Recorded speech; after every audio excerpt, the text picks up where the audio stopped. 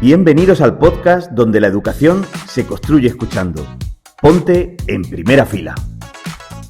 Muy buenas, hoy estamos aquí en primera fila con un profesor de la Universidad de Murcia, así que vamos a ver quién es Raimundo. Hola, buenas. Gracias por invitarme al podcast. Soy Raimundo Rodríguez y soy profesor titular de Didáctica de las Ciencias Sociales en esta Facultad de Educación de la UMU. Y hice mi tesis de Historia Moderna y, bueno, compañero vuestro. Pues sí. Y bueno, has dicho que eres profe de Historia. ¿Qué vino antes? ¿El ser historiador? ¿El ser docente? ¿Cómo surgió eso? En principio era historiador, bueno, licenciado en Historia, y la didáctica pues vino un poco de casualidad.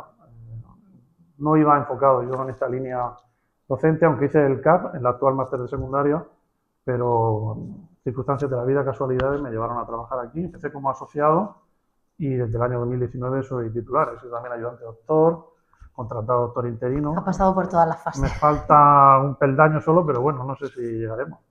Hay una carrera muy larga y algunas veces después de la tesis pues uno se encuentra en una situación laboral o académica complicada y había que buscar un nuevo nicho profesional. Así que por eso vine aquí y muy contento de estar aquí. Y si tuvieras que explicarle a alguien que no tiene ni idea de lo que estás hablando, en un minuto, ¿cómo resumirías todo eso? ¿A qué te dedicas? Pues realmente nosotros nos dedicamos una gran parte del tiempo a la docencia, pero no solo la docencia, es decir, la figura académica de profesorado universitario, que en áreas humanísticas o sociales como esta era sobre todo dar clases, hace ya años que no es viable, ¿no? Necesitamos también investigar, publicar, dirigir trabajos fin de grado, fin de máster, participar en proyectos de investigación o liderarlos y también transferir el conocimiento, es decir, divulgarlo a la sociedad. Es decir, nuestra función no es generar patentes, vacunas o grandes contratos, que eso suele ir ligado más a áreas científico-técnicas, sino formar en valores cívicos y democráticos a los futuros maestros o maestras de primaria, de infantil y docentes de secundaria y bachillerato. Eso sería, por resumirlo, lo más breve posible. Claro. Y claro, es verdad que lo que tú dices, mucha gente cuando, bueno, no sé si has llegado a dar clases en secundaria. No, vale, yo sí, y de historia no, evidentemente, yo soy de francés, pero es verdad que hay muchas personas de lo que me va llegando que dicen, jolín, qué rollo estudiar historia, porque es solo memorizar. ¿Qué dirías tú ante una persona que te dice eso? Sí, suele ser habitual. Lo que pasa es que los estudiantes que tenemos en el máster de secundaria, no todos, pero muchas veces son partidarios, hay una ola como neoconservadora también en lo docente, no en lo ideológico, en lo político, de que la metodología tradicional o la visión tradicional de la historia y las ciencias sociales tiene que seguir apostando por una historia política, memorística, factual, de grandes personajes. Eso es algo que está obsoleto y que aburre. Además, antes no estaba la información tan accesible, pero desde hace años está todo, o muchas cosas en Internet de forma gratuita. La función principal de los docentes y las docentes de historia y ciencias sociales tiene que ser que los adolescentes o que los niños, las niñas, conozcan el mundo que les rodea, el entorno próximo y lo comparen con otros lugares de España y del mundo. Claro, pero la historia es la que es. Claro. Bueno. ¿Cómo decides o cómo haces para...? Sí, hay una serie de temas que hay que en la legislación española últimamente sí, pero en la legislación tradicional no estaba muy presente. Era una historia sobre todo de grandes hombres, de gobernantes, de reyes, de políticos, de conquistadores, de descubridores, casi todos varones. Entonces hay que sacar a relucir a colectivos, a la mayoría de la población que siempre ha estado invisible para la enseñanza de la historia y del patrimonio, es decir, a la mujer, a la infancia, a las minorías étnicas, a los esclavos, a los gitanos, a los migrantes, a los pobres. Pues que hay mucho, ¿eh? Todo, que no cabe todo en un Claro. curso o en varios cursos de ESO o de bachillerato, pero hacer una selección de temas o facilitar un currículum más flexible para que la historia es la que es, pero como es tan interpretable porque no es una ciencia exacta, que no quede condicionada solo por el poder hegemónico. Está bien conocer las dinastías o los grandes monumentos o personajes, pero hay que salir un poco de esa línea, si no se convierte en algo aburrido, ¿no? Que no te sirve para la vida cotidiana, que no conecta con los problemas de tu día a día, de tu barrio, de tu localidad. Ojalá fueran así los profesores de historia que hemos tenido nosotros a lo largo de la vida, ¿eh? Es fácil decirlo, luego lo difícil es llevarlo a la práctica. Sí, pero yo me acuerdo de mis clases de historia y eran... Te leo aquí lo que pone en el libro, esto es lo que pasó en la Segunda Guerra Mundial y es lo que pasó, no hay opción a interpretación porque esto es lo que pone en el libro y es lo que pasó y esto es lo que te tienes que estudiar y escuchar así a gente que está formando a los futuros maestros, maestras, docentes de secundaria, hablar así mola porque al final estás cambiando un poco el paradigma, el punto de vista de los futuros. Lo que pasa es que tanto los docentes como los estudiantes están más cómodos en el formato tradicional, porque te dicen lo que tienes que subrayar, es lo más fácil. Leer, que estudiar, y luego cuando pasa el examen lo olvidas. Pero hace ya décadas que en otros países, tanto de Europa como de Norteamérica, América Latina, se enseña de otra forma o se priorizan otros contenidos que no sean solo memorísticos, que sean actitudes, procedimientos, valores, competencias, y eso requiere más esfuerzo por ambas partes. Así que algunas veces cuando se implementan centros de aquí hay reticencias tanto por parte de los docentes como por parte de los estudiantes o de las familias si son temas recientes de historia conflictiva, polémica, la guerra civil, la dictadura, la transición democrática. Entonces, algunas veces incómodo porque está muy reciente y hay visiones muy enfrentadas, ¿no? La gente no se educa solo o no aprende a través de la historia de los manuales, sino que aprende pues escuchando podcasts o leyendo, viendo redes sociales, o con ideas que están muy deformadas y que polarizan demasiado. Totalmente. ¿Y consideras, me salgo un poco del guión, es que me gusta improvisar, ¿consideras que la vocación influye en el hecho de la metodología tradicional o innovar un poco? Sí, porque la mayoría de gente que tenemos que viene de estudios de letras son vocacionales. En magisterio quizá no tanto, porque es una carrera, sobre todo en primaria, más un poco transversal, pero... Perdón, cuando dices personas que vienen de la propia historia, ¿te refieres a los que vienen para el máster? Sí, a los que vienen al máster de profesorado. Son menos estudiantes que en magisterio, pero suelen ser vocacionales, especialmente los de geografía, que son muy pocos, por desgracia. Pero la vocación muchas veces choca luego con elementos del día a día o del centro en el que te toque, los grupos que tengas, y algunas veces hay grupos que la clave sería que consiguieran titular, obtener la ESO. Depende del centro, depende de las clases que te toquen. También considero que es un error dar estas materias en inglés o en otra lengua que no sea el castellano, porque no llega a ser un bilingüismo, por desgracia, real, y aquí hay mucho vocabulario, no solo de política, sino de la vida cotidiana, de la agricultura, de la economía, del arte, de la sociedad, y eso necesita primero aprenderlo en español. No tengo nada en contra de que se aprenda en otros idiomas, pero primero debería ser la lengua vernácula o aquellas comunidades que tienen dos lenguas cooficiales en las dos lenguas de la región. Claro, yo por experiencia, mi sobrino mismamente está haciendo, no sé, no recuerdo ahora mismo, creo que es biología y geología, y no se entera, science, y no se entera ni de papa. Quiero decir, pero es que ni su misma profesora, porque tampoco es especialista en inglés, porque la da en inglés, tampoco es que tenga mucha idea. Entonces, quiero decir, habría que darle una vuelta al bilingüismo que tenemos. Lo que pasa es que hay un matiz, es que la gente que enseña materias científicas en inglés, eso es un criterio, o son una materia, digamos,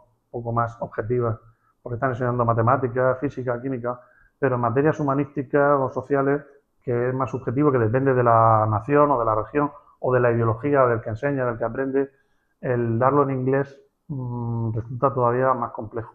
Porque la biología o lo que aborden de genética o de zoología o de ornitología es igual en todos los idiomas con su traducción correspondiente, pero en literatura, en historia, bueno, en literatura no suelen darla en otro idioma, pero en historia, en geografía, en otras materias, en filosofía, cuesta trabajo darle una visión en el idioma que no es el original o el autóctono, pero bueno, son modas que supongo que irán remitiendo.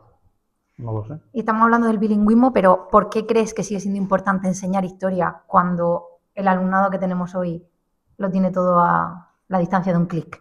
Sí, porque hay que salir de ese modelo de autoconocimiento, que algunas veces está bien, ¿no?, el recopilar información, pero no se trata de que los estudiantes, que son futuros ciudadanos o ciudadanas ya, aprendan solo de manera autónoma, sino que tengan una visión de esos colectivos invisibles de la historia o de esos patrimonios desaparecidos o de cuestiones conflictivas, problemáticas de su entorno, del medio ambiente, de la economía, de la desigualdad social, que eso normalmente no viene o no venía en los decretos, no venía en los manuales, y eso tiene que haber alguien que te introduzca o que te guíe un poquito. Sí, eso es lo que hablábamos en otros podcasts, en el podcast con Sandra, de los robots pueden quitarnos el puesto, y es como, a lo mejor sí, pero necesitamos esa parte humana que esté siempre ahí, que nos diga, bueno, es que el alumno necesita esto y no solo tiene que aprender esto, sino que hay que enseñarle cómo ser un buen ciudadano, cómo... Esa parte también es bastante importante. Sí, no todo es el contenido al final. Sí, hay como dos versiones procedentes del ámbito anglosajón para la enseñanza de las ciencias sociales. Una sería la británica, que sería que aprendan desde pequeños a ser aprendices o detectives de la historia, de la geografía, de las Qué ciencias guay, sociales. eso, ¿no? Eso aquí en España no ha sido muy frecuente. Y en el ámbito de Estados Unidos-Canadá sería que aprendan a ser ciudadanos tolerantes, ¿no? Sociedades que siempre han sido multiculturales, con muchos problemas de segregación, que la gente aprenda a vivir en comunidad y no en guetos separados. Entonces, es una visión de la historia de las ciencias sociales que aquí no estamos acostumbrados, porque ha sido hasta hace pocos años una nación homogénea en lo étnico, en lo cultural, aunque hubiese varios idiomas cooficiales, pero con un predominio grande de uno solo. Entonces hemos tenido una visión más de enseñar para que la gente conozca a los grandes héroes de la patria, los grandes acontecimientos, pero eso es una historia del siglo XIX, está absolutamente superada. Creo que tiene más interés, aunque sea más difícil, lo que hacen en otros países, incluido Portugal, por ejemplo, que toma el modelo británico, es decir, hacer pequeñas recreaciones de un yacimiento arqueológico o trabajar con fuentes en el agua, fuentes primarias o réplicas. ¿Y tú crees que esa metodología es la mejor o crees que funcionaría aquí en España? Pues ha costado trabajo, se intentó que funcionara a partir de la LOCSE de los años 90, del siglo XX, ¿no? No hace tanto tiempo. No hace tanto tiempo, ya te digo Pero yo. fracasó por inercias docentes, por falta también de formación de profesorado, de medios, Claro. ratios muy elevadas en el aula. Era un país todavía que crecía bastante la población. Ahora solo crecemos en algunas zonas, no en todas. De hecho, muchas regiones pierden población.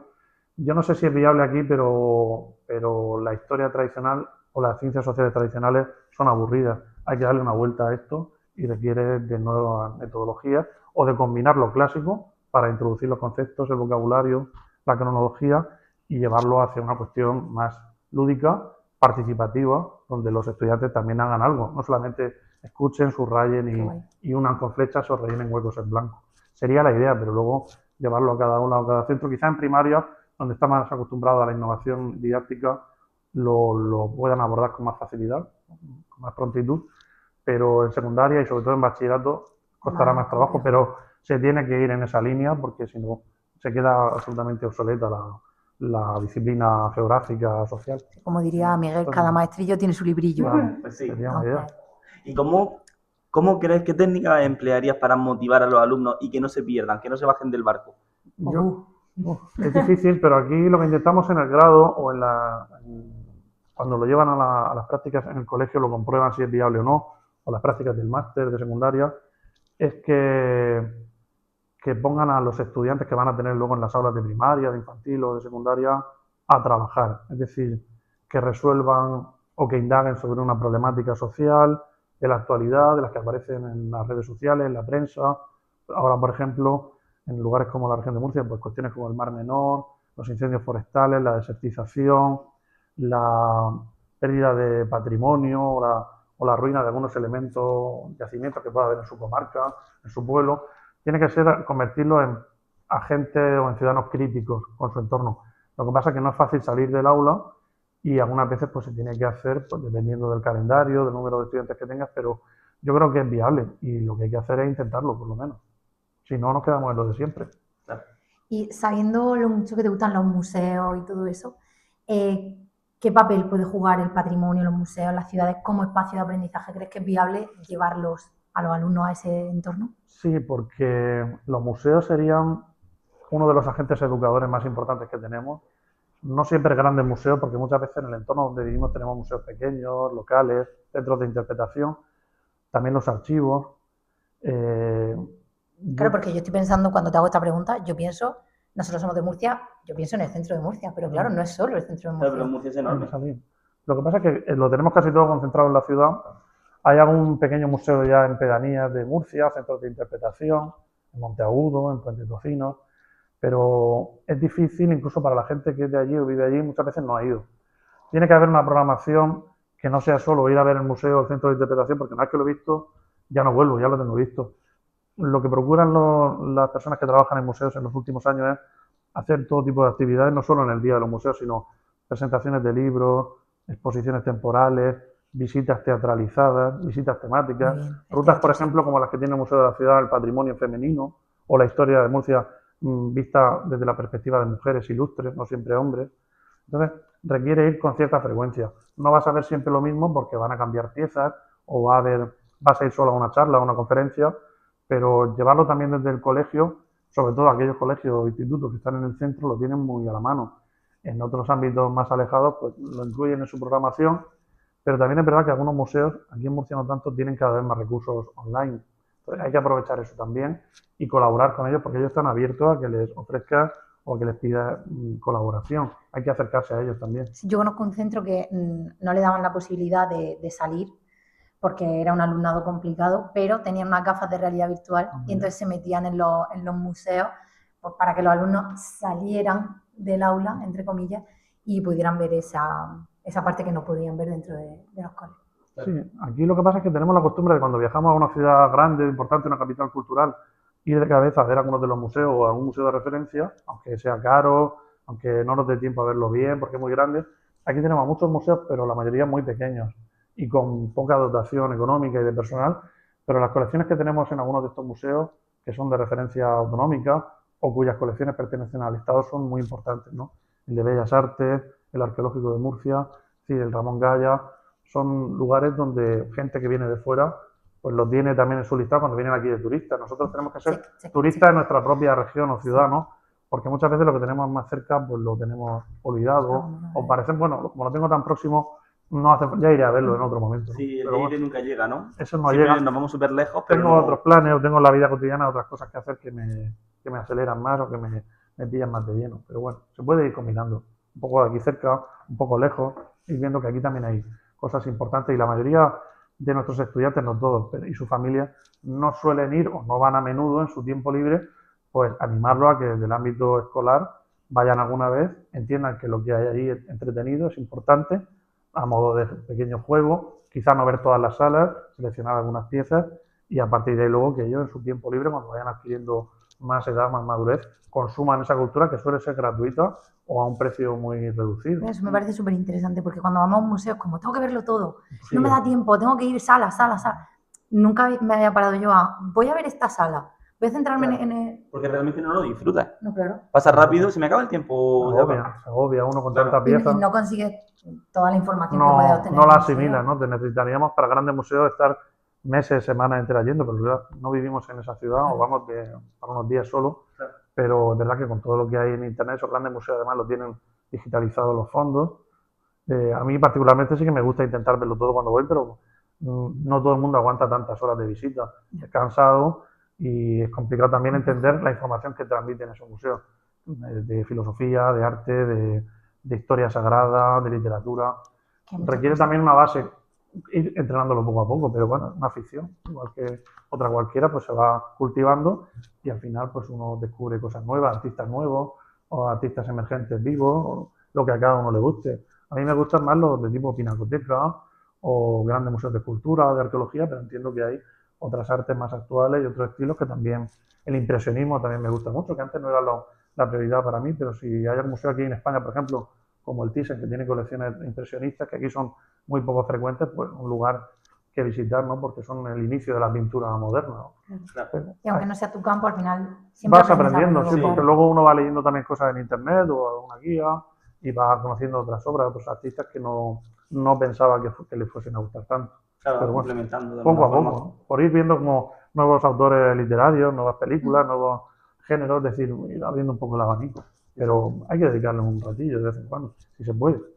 Pues sí, hay que sacar el tiempo, Bueno, si no... aunque sea un ratillo, por eso, bueno, los viajes en un fin de semana, en un puente, y a quien no le guste tanto esto, pues para las sociales también es muy útil la naturaleza, el paisaje, ahora que nos gusta tanto ir a la playa y todo eso, pues ver lugares que no estén tan atiborrados de turismo o de veraneantes y huir un poco del agobio y conocer otros lugares de nuestra región o de nuestra costa que no están tan urbanizados, que todavía resisten. Oh, hay súper consejo, ¿eh? Sí, Pero hay que buscarlo y no publicarlo mucho en redes Que para no que no se llenen que se masifica. o para que no se contaminen, porque luego vamos y dejamos residuos, generamos ruido, molestamos a la fauna, Esa famosa orilla. llevamos el coche, entonces que haya algunos sitios desconocidos, poco conocidos, poco accesibles, casi mejor, ¿eh? También está bien. Porque Sí. si no lo acabamos pervirtiendo todo, por desgracia. Somos un agente un poco tóxico, a veces, sin quererlo, pero Sí, lo somos. sí. Hay que evitarlo porque hace unos años, por ejemplo, ir a Calblanque o ir a Cabo de Gata era relativamente fácil en temporada alta. Ahora Ahora regular. Imposible. es imposible acceder, hay que madrugar mucho, incluso Sí. aunque consigas sitio, hay demasiada gente, demasiado ruido, es decir, son entornos naturales frágiles, ¿no? Delicados. Entonces, no sé si sería mejor casi prohibir, que no del todo se puede hacer, pero regular el número de gente que visita, incluso sitios más pequeños como el Salto del Usuero en Bulla. Sí. Hace unos años que te prohíben aparcar allí, Tienes que regulan el subir. número de personas que Sí. pueden acceder a diario, porque es un sitio muy pequeño y muy delicado. Y al final la gente pues dejaba ahí basura y aquello pues no es lo que deberíamos hacer, pero ahora queremos consumir todo el rato y demostrar también y compartir que hemos estado en tal sitio o tal otro, pero algunas veces Mejor guardarse. es contraproducente eso, ¿no? Ahora el desierto de Abanilla, no sé qué, hay que ir buscando el cañón de Almadenes, es decir, Sí, es como que tienes que ir haciendo la ruta que hace todo el mundo está para no bien, quedarte la fuera. floración de Sí. fiesta, no sé qué, bueno, a lo mejor convendría el Valle de Ricote, que no sea tan conocido, porque si no cuando vayamos será un parque temático.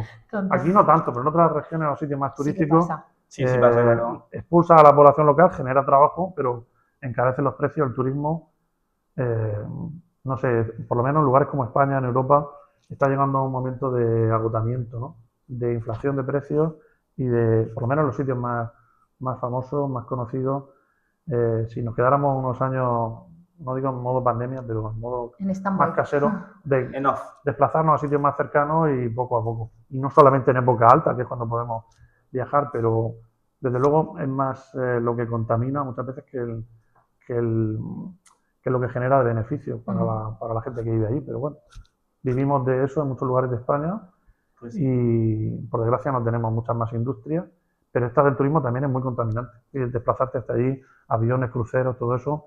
Es decir, eso también hay que enseñarlo, o por lo menos decírselo a la gente en clase.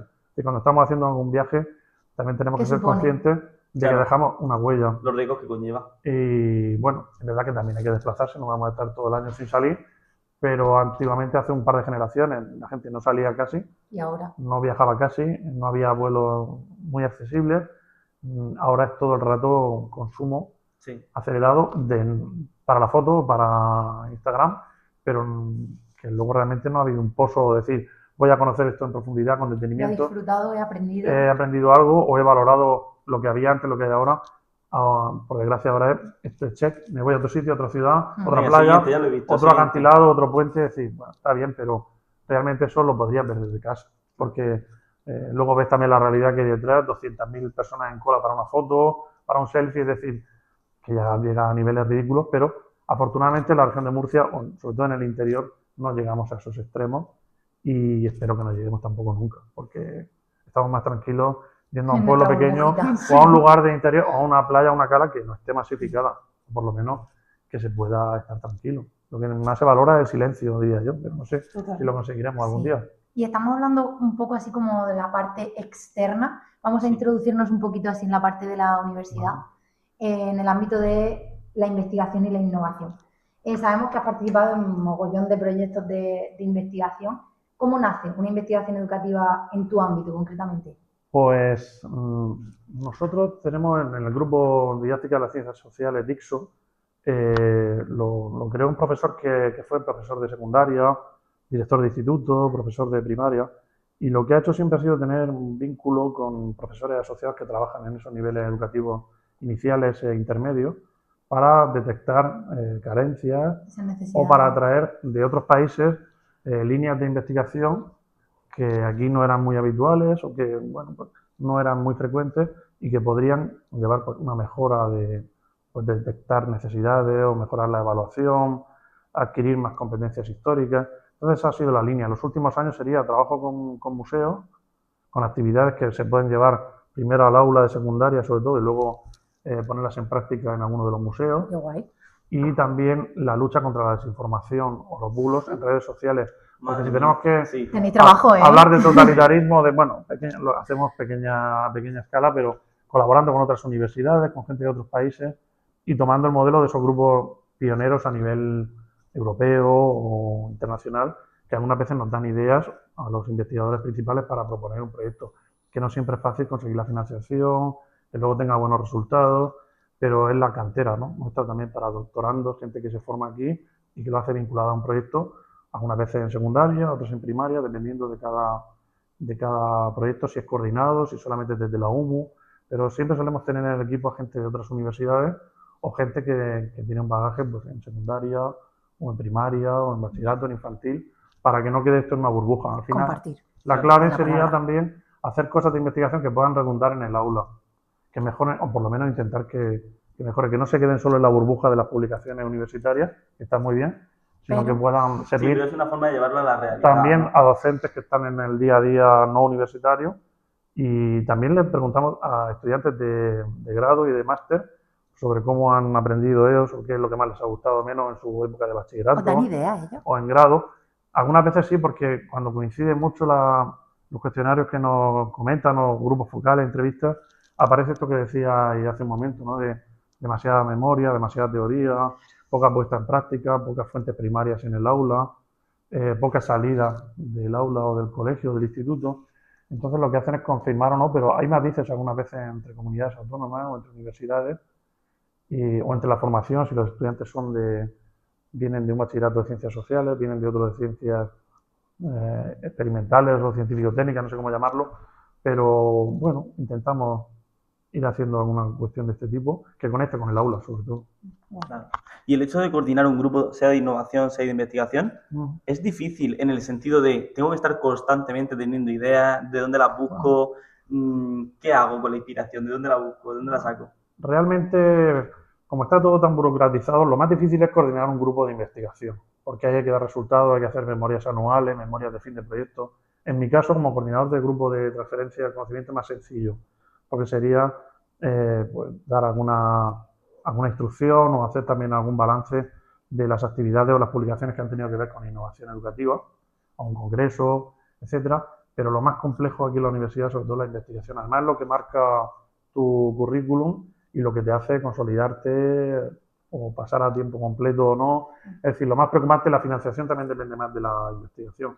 Es un modelo de laboratorio, de ciencias experimentales, de ingeniería, que se ha traído a las demás áreas, pero que aquí pues, normalmente es con menos presupuesto. Lo difícil es acceder a la financiación, porque sin financiación pues no se puede articular claro, nada, que se cierran muchas puertas, ¿no? Se limita mucho. Si no hay financiación, pues la gente no asciende en su carrera profesional y está un poco al margen del sistema. Entonces, la financiación es necesaria, pero es verdad que estas áreas de conocimiento, los proyectos que tienen dinero, pero no son una cifra muy grandes, ¿no? Pero alguien de óptica, de biología, de matemáticas, de química, son grandes equipos, grandes laboratorios, y ahí los recursos financieros son mayores. También necesitan maquinaria o necesitan pues cuestiones mucho más complejas. Nosotros al final somos un poco la hermana pobre de la ciencia, y no digamos ya en humanidades, son letras, pero también se hace ciencia. Son ciencias, lo que pasa es que no son exactas. Totalmente. Con una misión, en este caso, pues que a lo mejor aquí en España no está tan bien valorada, pero sabéis que en otros países a la gente que ha estudiado humanidades o letras puras los valoran mucho para coordinar equipos, porque tienen capacidad de razonamiento crítico, porque conocen o hablan varios idiomas. Aquí en España normalmente esto no ha estado tan bien visto, pero se pensaba que era solo para ser docente, que está muy bien, pero hay otra visión más amplia, no solamente para dar clases, que es importante, sino para trabajar en el ámbito de la empresa privada o coordinando a grupos de gente en instituciones. Es decir, quizá habría que ir a copiar un poco ese modelo, si se puede. Y al hilo de lo que estamos hablando, has dicho que llevas trabajando muchos años, investigando otros tantos. ¿Cómo crees que ha cambiado el perfil del profesorado y del alumnado dentro de la docencia, la investigación? ¿O se mantiene? No, no se mantiene. De hecho, la gente ya ha notado un cambio, sobre todo el último cambio importante desde la pandemia hasta ahora. Es decir, la gente que es que ha sido un antes y un en después. El instituto ha tenido no presencialidad, o en el colegio, que eran pequeños, les ha afectado aún más a la atención, a la sociabilidad. Y en cuanto a los futuros maestros o profesores de secundaria, bueno, yo creo que toda la sociedad, la gente tiene ahora no solo desventajas, porque si lo miramos ya con cierta edad, somos siempre críticos los mayores con los más jóvenes, pero no es del todo cierto. Las generaciones jóvenes saben más idiomas que los mayores, saben mejor idiomas, tienen mayor capacidad tecnológica, tienen mayor interés también en que el aula o que su futuro o su práctica docente no sea tan anquilosada como lo que decíamos tradicionales, examen, memorístico, libro, sino que aprender de forma más divertida, más entretenida, más participativa. La carencia, que es inevitable no citarla, sería para mí la más grave, no solo en magisterio o en secundaria, es la falta de hábito de lectura. Estas generaciones ya no Hay alguna minoría que lee mucho, ¿no? Sí, leen a su manera. Pero leer en tu tiempo libre no es lo más frecuente. Entonces, leer en PDF o leer en un formato diagonal para el examen o para un trabajo o con la IA no te genera luego la capacidad Donde se ponga un libro de de vocabulario o de sintaxis o de defender oralmente algo bien en un examen o en un tribunal, en una entrevista de trabajo. Pero supongo que también con la edad pues lo irán adquiriendo. Pero tienen otra visión, incluso los estudiantes más brillantes, de que si tengo que buscar información sobre algo, que sea algo audiovisual, algo corto, que se me va a y quedar no leerme un mejor. capítulo de libro entero, o un manual, o un artículo, aunque sea un artículo de 5 o 6 páginas de una experiencia de aula. Eso pues, les aburre. Yo por eso me alegro cuando la gente pues, viene con algún libro para su tiempo libre. Esta gente que pasa mucho tiempo yendo y viniendo a la universidad, o muchas horas aquí, alguna novela, un cómic, lo que sea, ¿no? Un ensayo, lo que les guste leer, porque al final les va a dar un bagaje que leyendo algo a la fuerza expresa antes de un examen no se te queda, te pasa por encima, no te penetra, ¿no? Pero tienen unas ventajas que nosotros no teníamos, mucho mayores, y sobre todo tienen un futuro por delante que tienen todo por hacer. Y hablando de esto, vamos a hacer un inciso. Podéis ir a Instagram, que hay unas recomendaciones súper guay sobre libros de todo tipo. O sea, los tenéis allí en nuestra página de Instagram. Perdón, seguimos. Pausa publicitaria. No, bueno, y ahora que estábamos hablando del hecho de la educación y de todo lo que hablabas, de la necesidad de trabajar en papel, sobre todo, ahora, claro, estamos en la época de la IA. ¿Qué consideras que tendría que tener un buen docente llevándolo a tu terreno, ¿no? A tu ámbito, para el día de mañana? Una vez que salgan de la universidad, ¿qué cualidades, qué formación tendrían que tener? ¿Y qué es lo que nunca tendrían que perder? También. Bueno, es difícil porque es una profesión la de los docentes que aquí en la universidad ya menos porque hay que investigar, hay que publicar, pero antiguamente había gente que se dedicaba solo a dar clases. Pero ya no te permite tampoco en secundaria, en primaria, quedarte estático. Tiene que ser algo que la gente, motu propio, pues se forme o adquiera otras habilidades, otras competencias, pero que no tendría que perder la ilusión, pero es difícil algunas veces, por circunstancias no ya de la docencia, sino de la vida, es decir, no burocratizarte en exceso. Hay gente que se convierte por necesidad en un gestor del colegio, del instituto donde están, equipo directivo. El papeleo. Están muchos años ahí. Lo ideal sería que eso tuviera un tiempo limitado de volver al aula. Sí. Pero también yo creo que aquí la clave sería que nos siguiéramos formando. Es difícil algunas veces, pero el modelo de formación que tenemos, una vez que la gente ya tiene su plaza, funcionaria, etcétera, no puede seguir siendo solamente cursos donde se va de oyente o cursos a distancia, que pueden ser interesantes, pero no participas. Tiene que haber una formación, no sé, en este caso para las ciencias sociales lo más interesante, aunque es difícil, es el laboratorio que nos rodea, que son nuestros pueblos, nuestros barrios, ¿no? Conocer aquello un poco, dónde voy a trabajar, dónde voy a dar clases y explicarles cosas que hay en esa localidad. Porque si me destinan a otra comunidad autónoma, a otro municipio, nunca he estado, no soy de allí, yo tengo que conocer vuestra localidad si me toca trabajar ahí en Mazarrón o en Lorca. Claro. Aunque no lo haya visitado mucho antes, eso no va a venir en el libro, tengo que pasearme por ahí un poco, visitar algunos sitios, porque si no, ¿qué ejemplos locales les pongo? Es difícil. Y no puede ser que todo en ciencias sociales o casi todo siga siendo nacional o a partir de eso europeo o universal. Lo que vamos a quedarnos un poquito más. No, hay que ir haciendo un poco micro, macro. Si nos quedamos solamente pues, cuando hablamos de historia de España o de patrimonio, Granada, Sevilla, Toledo, Madrid, Barcelona, es decir, el resto se queda invisibilizado, parece que no sirve para nada y cuando lo derribe, no se caiga o se contamine, pues nos dará igual. Portmán, el Mar Menor, la Huerta, el Monte, es decir, ahora parques naturales que se están desprotegiendo en la región de Murcia, la superficie se les va a reducir, es una locura, ¿no? Es decir, esto pensamos que no tiene valor, no solamente es importante Doñana, o que tampoco está muy bien, por cierto, en los últimos años, o los Picos de Europa, o los Pirineos, también lo que hay aquí, sea una rambla, sea un pequeño ecosistema lacustre, zonas de secano, de regadío tradicional, y aquí pues estamos sometidos a problemas en el día a día que desconocemos. Entonces nos da igual lo que pase, no tenemos un arraigo identitario fuerte en esta región, y esto conlleva luego situaciones muy graves, ¿no? Sobre todo las de Portmán, el Mar Menor, son de las mayores catástrofes ecológicas de todo el Mediterráneo. Y bueno, convivimos con ella, nos da igual, no podemos hacer nada nosotros porque no somos autoridades, pero a nuestros estudiantes de grado, de secundaria, de primaria, hay que ir poniéndole una vacuna desde pequeños para que sepan que eso no está bien y que no se repita o que en la medida de lo posible se recupere, aunque no va a ser del todo viable la recuperación como estaba antes. Pero bueno, Y además de investigar y enseñar, aunque ya has hablado un poquito sobre esto, también divulga en patrimonio histórico. ¿Por qué crees que es importante sacar ese conocimiento de la universidad?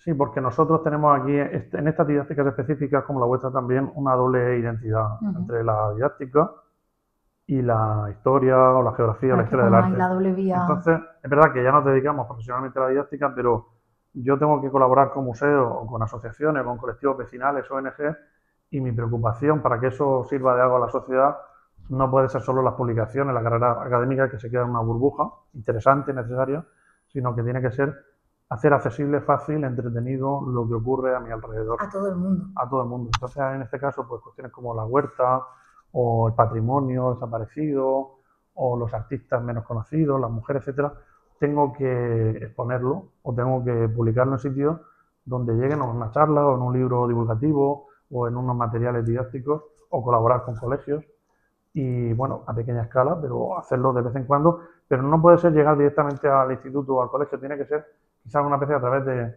colectivos de ese barrio, de esa pedanía, de esa localidad, que son los que tienen vínculo social allí, que me hagan acceder a Que te hagan ellos, el no llegar acceso un yo poquito allí más fácil. y decirles, Si no... tenéis que enseñar así o tenéis que enseñar esto. No podemos llegar imponiendo desde la universidad cosas, sino qué necesitáis, en qué podemos colaborar, en qué podemos encontrarnos. Y bueno, alguna cosa pues se puede ir Claro, se haciendo. trata de respetar también la forma de trabajo, ¿no? Aportar lo que se pueda, ese pactar. Sí, no como algo superior ni inferior, sino como una relación de igualdad.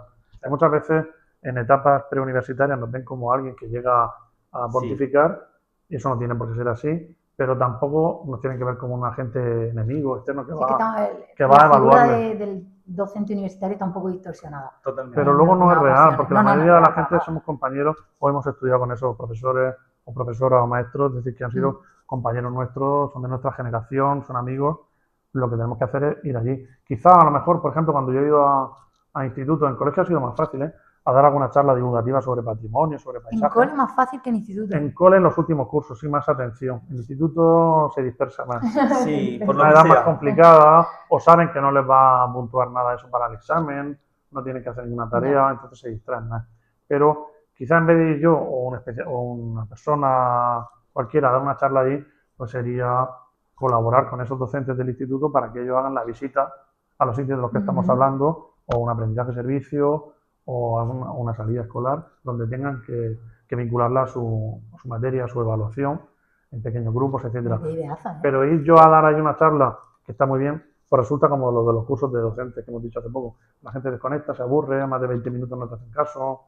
Totalmente. Es decir, tendrá que ser más ponerlo a trabajar a ellos. Sea en el aula, sea fuera del aula, en el barrio, hacer alguna cosa que les haga estar elaborando, activos. Si los tengo sentados escuchándome media hora, una hora, sean adolescentes, sean adultos, se van a aburrir. No, en 15 minutos han desaparecido. Y tenemos la atención cada vez más dispersa por los teléfonos móviles, por la tablet, por todo. Entonces hay que hacer cosas que sean movimiento, ejercicio y conocer un poco pues, la localidad donde vives con sus luces y sus sombras. Sí. No vas a estar saliendo toda la semana o todos los meses, pero oye, pues esto que hay aquí, o yo no sabía que servía para esto que desapareció, este molino, esta acequia, esta rambla, este castillo, lo que tenga en cada sitio. No lo sé lo que quedará, muchas veces no está en buenas condiciones, pero que lo conozcan, por lo menos que hayan ido a verlo. Me ha hecho gracia porque las conversaciones que solemos tener Raimundo y yo suelen ser sobre acequia. No preguntéis por qué, pero suelen ser sobre acequia y me ha hecho gracia lo de acequia, molino. Azarbe, me da igual, lo que cada uno quiera, lo que cada uno quiera comentar. Bueno, ¿y qué te gustaría dentro de tu campo de estudio? ¿Alguna temática que no hayas tocado y que digas, me interesa tocar esto? La pregunta es, ¿hay alguna que no hayas tocado? Bueno, hay muchas cosas que no he tocado, ¿sí? Claro que sí. Es que entiendo que al final la historia es muy amplia, Claro, ¿no? se especializarán cada uno en una cosa. Claro, yo en principio mi formación de doctorado era de historia moderna sobre nobleza y aristocracia. Historia moderna, para los que no tenemos ni idea, ¿desde qué año es? Siglo XVI, XVIII, ¿vale? Pero no sé, claro, como la historia pura y dura requeriría trabajo de archivo, o para la gente de historia antigua, prehistoria, arqueología. ¿Qué me interesaría a mí en los próximos años? ¿Te meterías en una cueva? No lo sé. Eso requiere saber espeleología y todo eso no termina de ser mi perfil, pero tenemos compañeros que sí lo hacen muy bien. Alguno por ahí que aparecerá quizás un día. Pero No lo sé cuál sería, a lo mejor lo más interesante por hacer es, no sé, a mí me gustaría, pero sé que no es viable, pero lo voy a decir, tener, en vez de clases prácticas en el aulario tanto, estar en un campus o en una facultad que tuviera alrededor la ciudad, en vez de tener este entorno que está muy bien, se abarca muy bien, pero no hay ciudad alrededor, y visitar cada semana, cada 15 días algún lugar de interés cultural. ¿Pero y por qué dices que eso no es viable? No es tan viable un tranvía maravilloso. en cuanto a horarios, no, porque tenemos clase antes de la mía, Ya. clase después, hay que pedir horas. Ya. La gente luego para llegar al centro no aparca bien o no tienen que volverse a su localidad de origen Ya. porque muchos no viven No son de en aquí. Espinardo, La en Murcia. logística. Es decir, sé que no es viable, pero me gustaría, o es viable puntualmente, pero me gustaría hacer clases al aire libre. Sí, de forma asidua. Al aire libre. No solamente visitando museos y tal, que la gente también se cansa, pero eso requiere tener un campus más urbano. Entonces no sé hasta qué punto lo hacemos de forma puntual a veces, pero no es, tampoco podemos hacerlo por sistema toda la semana, porque acabaría siendo rutinario. Entonces hay que combinar, pero en la clase, tanto en el aula, tanto de que me escuchen, que tomen notas, o el trabajo en grupos, con grupos tan numerosos como tenemos, también me acaba cansando. Yo creo que el futuro también tiene que ser, si hubiera una ratio menor, exámenes orales y trabajos individuales. No tanta IA ni tanta ChatGPT, que está muy bien, pero que la gente elabore y que defienda. Sí, que al final complemente lo que estás produciendo con la IA, pero que no copies pegues. Y que escriban a mano. Claro. Porque no lo sé, pero ya digo que son deseos muy modestos, muy sencillos, pero con la cantidad de estudiantes que tenemos, con la cantidad de horas que tenemos, que el cuatrimestre luego son 2 meses y algo de clase, Sí, que al final es no llega a 3, no te da tiempo a nada. hacemos una síntesis. Pero si a alguna persona le abrimos la vocación o la inquietud o la curiosidad por alguna cosa de su entorno o de la región o de la provincia de la que ellos proceden, porque tenemos estudiantes de otros lugares de España, sobre todo de provincias limítrofes, pues me quedo con eso. Y me conformo con poco, ¿eh? ¿Y crees que esto que acabas de comentar puede ser una opción para que la historia deje de verse como algo difícil o como algo aburrido? Bueno, realmente la historia de la ciencia social casi nunca se ha visto como algo difícil de aprobar. Perdón, estás hablando todo el rato de, cuando yo te digo historia, tú siempre dices ciencias sociales, pero para mí ciencias sociales, en el instituto por lo menos, siempre era geografía e historia. Sí. Incluimos geografía también. Sí. Ah, vale. Y un poquito, pero muy poco, porque ya apenas se imparte historia del arte, que ha quedado como optativa solo en bachillerato. Sí. Antes era obligatoria para la gente que hacíamos bachillerato de humanidades o de letras, pero ahora solamente es optativa y tiene que tener un número de estudiantes en el centro. Ah, vale. No suele Creo salir. Que son 12. O hay muy pocos centros donde esté, sobre todo si te alejas de las ciudades grandes. Pero bueno, yo tenía en el instituto una compañera de historia del arte que es una máquina, a lo mejor viene también algún día. Hay mucha gente ya aquí en previsión. Pero yo creo que no son difíciles las materias. Lo difícil es no aburrir, porque tiene una carga teórica muy grande. Pero difícil, no siempre se ha asignado o se ha visto esta materia como algo fácil, algo que sepa un trámite. Sí. Son materias que no necesitaban clases particulares. Sí, pero es verdad que tiene la etiqueta de aburrida y creo que eso complica un poquito más el trabajo a vosotros. Sirve también como entrenamiento de memoria, de vocabulario para ir a concursos, de todo esto, cultura general, cuando jugamos al trivia, pero difícil no es. De hecho, tenemos cada vez más información disponible. Lo difícil sería hacerla más atractiva, pero yo creo que es viable. Lo que pasa es que tiene que empezar en edades tempranas. A lo mejor en la ESO ya es tarde. ¿Es tarde en la ESO? En la ESO o en bachillerato puede ser tarde para que la gente entienda que eso es algo útil. Que no es solamente un relato cerrado, acrítico, que esto es lo que hay y no se discute, no. Es interpretable. La historia o las ciencias sociales que se estudian aquí, cuando hemos comparado manuales de Portugal, de Francia, de Italia, del Reino Unido, de América Latina, hablan completamente cosas distintas de la misma época, porque tienen una visión casi siempre nacional. Entonces no es lo mismo. Incluso en comunidades autónomas, según el color político, los manuales cambian. No es difícil, lo difícil es que cada uno te cuente una cosa. Sí. Entonces, ¿cómo llego a mis propias conclusiones? Leyendo autores o editoriales que te dicen cosas diferentes, pero que a su vez son todas ciertas, pues construir mi propio relato. Relato sencillo, ¿eh? No tengo por qué ser especialista en todo, ni memorizar todas las fechas, eso es imposible, ¿no? Pero, bueno, yo creo que a la gente sí que le gusta la historia. Pero es lo típico que luego te dicen, me habría gustado, me habría encantado estudiar historia del arte. Pero luego pues, vi que no tenían salidas profesionales o que era, bueno... Esa frase es muy típica. Eso es típico con las letras, no con las humanidades. Con francés, sí. Entonces, bueno, al final uno tiene que estudiar lo que le guste. Y es verdad que mucha gente que no lo haya estudiado a nivel profesional en su tiempo libre novela histórica, para viajar, para culturizarte, para entender incluso el origen del deporte que te gusta, de la gastronomía, de las tradiciones, que hay historia de la en todo, hay es historia en que- todo, de la todo. moda, del vestido, de las festividades, de las relaciones sexuales, de las enfermedades. de todo. Claro, de es que en todo. cualquier tradición, en cualquier cultura, en cualquier Todo. fiesta, todo. Somos seres sociales e históricos. Entonces, pues conocer tus antepasados de dónde Me gusta eran, esa frase. todo eso puede ser interesante. A lo mejor me gusta solo la historia de la Segunda Guerra Mundial, o me gusta solo la historia de Japón porque me gusta el anime, el manga. Bueno, pues cada uno pues toma su derrotero, pero es tan amplio e inabarcable. Ojalá que cada uno encuentre su hueco, aunque sea como curiosidad. Aquí los juegos tradicionales en compañeros de educación física, o la historia de la música, o la historia cuando hemos tenido un TFG de gente que venía de francés o de inglés, pues la cultura francesa, las diferencias con España, gastronomía, Claro. sectores económicos, paisajes, es decir, no es que sea todo historia, pero todo se le puede dar una pátina histórica Sí, o una cultural. influencia. Se puede entendernos, es decir, nosotros no tanto, pero las comunidades que están más cerca de fronterizas con Portugal, con Francia, etcétera, pues ver semejanzas que son más semejanzas que diferencias. En las fronteras son muchas veces artificiales, ¿no? Entonces, bueno, a lo mejor es una línea para futuros TFG o TFM, no lo sé. Pues sí, no es mala idea, la apuntamos. Mala idea. No lo sé, hay tanto por hacer. Y ya para empezar a cerrar, ¿cuál crees que es la función de la universidad? ¿Qué obligación tiene o en qué nivel a la hora de transmitir conocimiento? Bueno, la universidad, como su nombre indica, tiene que ser algo, o intentaba ser en la Edad Media universal, pero como está tan hiperespecializada desde hace años, la universidad, por lo menos en facultades como estas de educación, de formación del profesorado, tiene que ser de servicio público.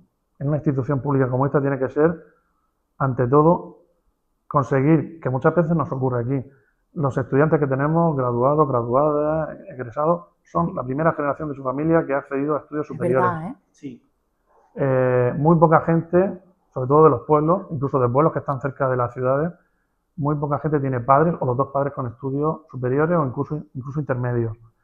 No digamos ya abuelos o bisabuelos. Claro, Venimos de una región o de una zona del sur de España, o vivimos aquí, que tenía hasta mediados del siglo XX 60 o 70% de analfabetismo. Eso no se consigue quitar tan rápido, necesita varias generaciones. Ya no hay casi analfabetismo, pero ahora tenemos el reto de que ese servicio público también integre poco a poco, que cuesta más aún que con los de origen español, a las personas de origen extranjero. Ya tenemos estudiantes aquí nacidos fuera o nacidos aquí, pero de padres extranjeros, que tienen también que acceder a la profesión docente. O sea, yo creo que para estas facultades, aunque investigar sea muy importante, proyectos, tesis, no sé qué, pero lo importante es servicio público que amortigüe las desigualdades de origen de la familia. Sobre todo teniendo en cuenta que el 30% más de las familias de la región de Murcia tienen un nivel de pobreza muy grave, incluso de situaciones de marginalidad. Si conseguimos que alguno, no todo va a ser viable, ¿no? Alguna de esas chicas no solo acabe la ESO, no solo acabe el bachillerato, sino que termine siendo maestro o maestra, yo creo que sería el mayor de los éxitos. Nuestra competición no tiene que ser solamente el dinero o el número de matrícula o los rankings, que está muy bien. Tiene que ser junto con la sanidad, con las políticas sociales, un colchón o un muro protector y afectuoso para la gente más necesitada. Porque la gente necesitada tiene también que acceder a los estudios. No todos llegarán a los superiores, pero luego devolver a la sociedad lo que han recibido aquí, ir a trabajar a centros de difícil desempeño. Algunos estudiantes que hemos tenido aquí van a trabajar luego a sus países de origen, con una titulación adquirida aquí y con varios idiomas, el que saben de casa, el español, incluso algunos más que han estudiado. Yo creo que ese puede ser, si no la función principal, pues para mí sería el mayor éxito, la mayor ilusión. Pero no sé si todo el mundo estará de acuerdo conmigo. No, por lo menos yo sí. Pero a lo mejor en otros ámbitos, pues más con los contratos, grandes contratos con empresas, las patentes, las vacunas, la medicación. Pero es verdad que en nuestro campo tenemos que servicio tirar público, a eso, ¿no? Servicio público. Pero claro, tenemos que cuidar esto entre todos y que no nos lo desmonten, ni nosotros aceptar que nos lo desmonten, ¿no?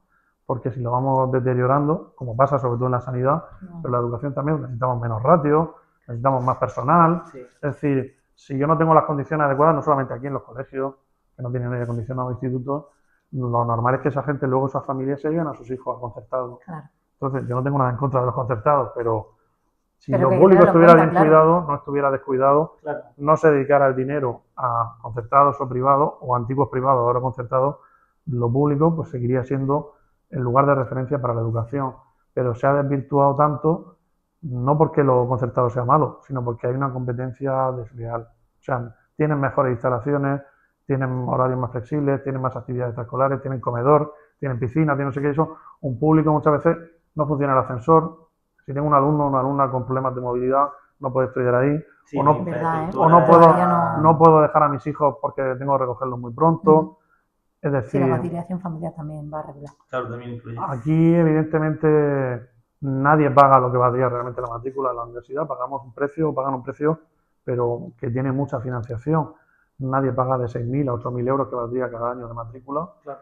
Y paga unos 1.000, Sí, depende de la 200, carrera, pero... que es un Sí, dinero, algo. pero no es el dinero que te supondría en una privada. No digamos ya en una privada esta de gran prestigio internacional, que no está accesible al bolsillo de la mayoría de las familias. Esto es un servicio Claro. público. Ojalá que entre todos lo cuidemos, que no se desvirtúe. Y para cerrar el podcast tenemos siempre una pregunta que es obligatoria, que es que si pudieras sentarte en primera fila dentro de 10 años para ver cómo ha cambiado la educación, ¿qué te gustaría encontrar? Pues desde el punto de vista de mi área de conocimiento, pero también en general, bueno, me gustaría ver aquí en esta facultad o en secundaria, en primaria, ver lo que decía hace un momento, clases con menos gente, donde se pueda hacer trabajo, tutorización más individualizada. Lo que pasa es que en estas facultades eso es difícil, porque siempre ha habido muchos estudiantes, y me gustaría ver que son clases seminarios, clases debate, donde la gente viene con un... Donde se pueda pensar, ¿no? donde Sí. donde cuestionan lo que dice o se comparan autores, clásicos, actuales, lecturas, no sé, información que hay en internet, decretos legislativos, no lo sé. Se hacen cosas y se cuestiona lo que se dice. No hay un relato que en la teoría tiene que ver algo de expositivo, ¿no? Pero seguro, pero que no sea un discurso unidireccional, docente, alguno. Tiene que haber más debate, más coloquios, pero no obligados, sino pues como pasa en otros países, o tenemos estudiantes de América Latina que vienen aquí a hacer un máster o un congreso, debaten, te preguntan continuamente. Aquí lo difícil, sobre todo en las clases teóricas, pero también en la práctica, es que te pregunten cosas. Entonces, y que te pregunten cosas que tengan sustancia, ¿no? Que no Sí, sea, Que tengan... que yo agradezco a la gente que participa, pero que participen porque traen algo leído o tienen curiosidad o inquietud por el mundo que les rodea. Pero bueno, es decir, que no es una cosa tampoco muy exagerada lo que me gustaría, pero este modelo de dime lo que tengo que firmar o cuánto me cuesta, esta diapositiva sí, esta no, y cuándo me puedo ir, es decir, resulta aburrido para ellos Y para Y para y para nosotros también. No sé si dentro de unos años habrá viabilidad, pero supongo que llegaremos a un modelo semipresencial o virtual o semivirtual, no lo sé, pero yo creo que todo eso redunda también en falta de humanidad. Pero bueno, es necesario facilitar las cosas a la gente que está trabajando o que hace una segunda carrera, pero yo creo que sería sobre todo que haya discusión académica. No conflicto, sino discusión en el sentido de confrontar ideas. Aquí en materias como la vuestra, que son de idiomas, pues como hay que estar hablando, hay que estar haciendo exámenes orales, Comunicación. hay una comunicación fluida, ¿no? En ambas direcciones. Pero en otras materias, sobre todo en la teoría, pues eso no es culpa de los estudiantes, tenemos que hacernoslo ver como sistema nosotros, ¿eh? Desde, quizás el colegio no tanto, pero desde secundaria en adelante, demasiado unidireccional. Esto es lo que tiene usted que estudiar, esto es lo que tiene... Y como no me preguntan nada, pues yo sigo una hora, dos. Eso es creo que realmente aburrimiento, es un monólogo y lo tienen en internet, mejor que se lo digan. claro. Así que hay que salir de esa dinámica. Pero es difícil. No sé si lo conseguiremos. Pues muchísimas gracias, Gracias. Raimundo. Pues sí. Y muchas gracias a los que están sentados en primera fila escuchando estas charlas tan interesantes. Nos vemos en el próximo capítulo. Hasta luego. Adiós.